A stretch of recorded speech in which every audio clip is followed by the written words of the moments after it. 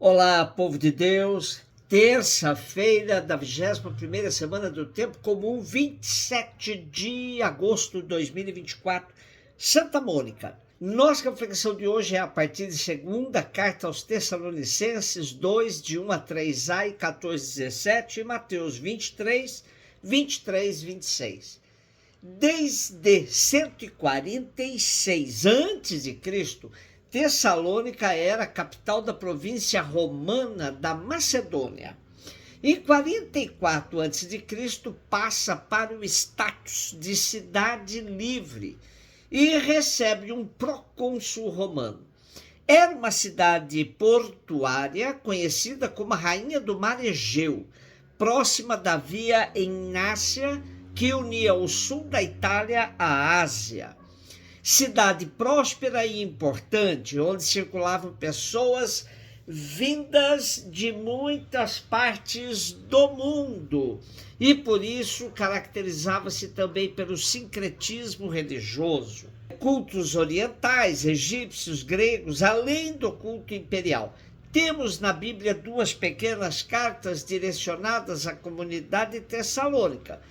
A primeira é considerada o primeiro escrito do Segundo Testamento por volta do ano 51, e não há motivo algum para desconfiar da autoria paulina. A segunda, embora haja hoje bastante consenso de que também é de Paulo, não faltam escritos que a atribuam a um discípulo do apóstolo. Paulo tinha chegado a Tessalônica depois da perseguição que sofreram ele, Silvano e Timóteo em Filipos. Foram perseguidos também em Tessalônica, refugiaram-se na Bereia, mas grupos judeus vindos de Tessalônica vieram perturbá-los aí também. Paulo somente encontrou um pouco de paz em Corinto. Estando aí, enviou Timóteo a Tessalônica para ver como estava a jovem igreja por ele fundada. Timóteo tranquiliza Paulo em relação à comunidade, apenas lhe diz que anda acontecendo algumas confusões em relação à segunda vinda de Jesus. As duas cartas tratam da parousia, ou seja, da segunda vinda de Jesus no final dos tempos. Porém, se na primeira carta Paulo tem uma perspectiva mais ou menos de Jesus em breve voltará, já na segunda ele vai dizer que é preciso saber viver o tempo de espera. Com os ensinamentos da primeira carta, alguns membros da comunidade entenderam que podiam levar uma vida totalmente desordenada e até abandonaram o trabalho. Com a segunda carta, esta visão é corrigida e há uma alerta bem clara: quem não quer trabalhar, também não coma. O trecho de hoje é para pôr ordem na comunidade, acalmar os ânimos quanto à segunda vinda do Senhor, como Paulo já havia dito na primeira carta. Em relação a datas e momentos, não é necessário que vos escreva, pois vós sabeis perfeitamente que o dia do Senhor chegará como um ladrão noturno. Quando estiverem dizendo que paz, que tranquilidade, então, de repente, como as dores de parto para a grávida, cairá sobre eles a calamidade e não poderão escapar. Sobre o dia do Senhor, temos vários escritos no Primeiro Testamento, tais como os profetas Joel, Amós, Sofonias, Jó, Jeremias, mas era importante que ninguém caísse no ridículo de marcar dia e hora. Fundamental é viver preparado, perseverante nos ensinamentos dos apóstolos, para não se deixar levar por falsos profetas. Ficai firmes e conservai firmemente as tradições que vos ensinamos, de viva voz ou por carta. Mateus 23, 23, 26. Disse Jesus: ai de vós, mestres da lei e fariseus hipócritas, vós pagais o dízimo da hortelã, da erva doce e do cominho, e deixais de lado os ensinamentos mais importantes da lei, como a justiça, a misericórdia e a fidelidade. Vós deveríeis praticar isto sem, contudo, deixar aquilo. Guias cegos, vós filtrais o mosquito, mas engolis o camelo. Ai de vós, mestres da lei e fariseus hipócritas, vós limpais o copo e o prato por fora, mas por dentro estáis cheios de roubo e cobiça. Fariseu cego, limpa primeiro o copo por dentro, para que também por fora fique limpo.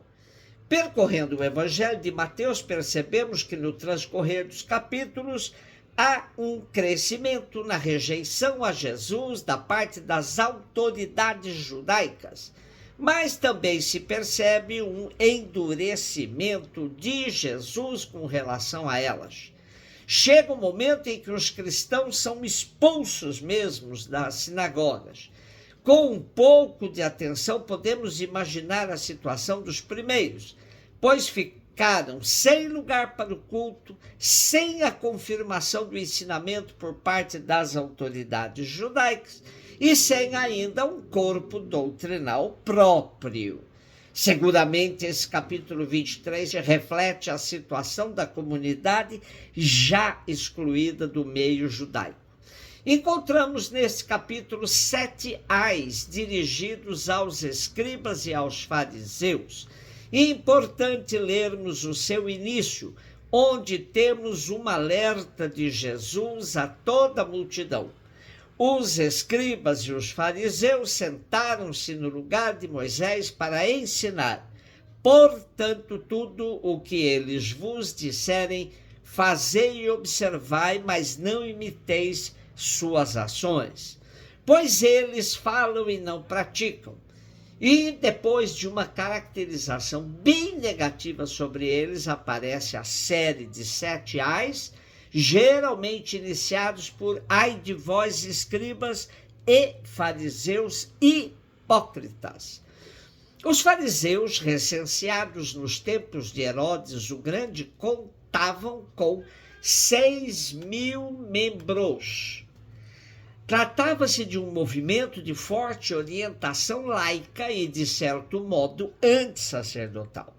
O grupo era dirigido por escribas. Seus membros eram recrutados em todas as camadas sociais da população: comerciantes, artesãos e camponeses, gente do povo, sem formação especializada, levados por um desejo sincero de fidelidade e devoção às exigências da lei. Como a própria palavra fariseu indica, viviam separados em comunidades bem fechadas. Os fariseus se identificavam como grupo de pressão no nível político e no religioso, que fundamentava sua legitimidade na defesa da lei contra a intervenção estrangeira. Na ótica farisaica, para os outros privados da lei, não restava esperança alguma. Somente os justos de Israel seriam salvos. Em momentos críticos, constituíam de fato o grupo melhor organizado, mas para intervir nos assuntos públicos. Esse apego à prática automática da lei vai se chocar com a perspectiva de Jesus, para o qual uma necessidade humana fundamental podia revogar um projeto, um preceito da lei. No texto de hoje fica clara essa oposição entre Jesus e o grupo dos fariseus, comandados por escribas não sacerdotais.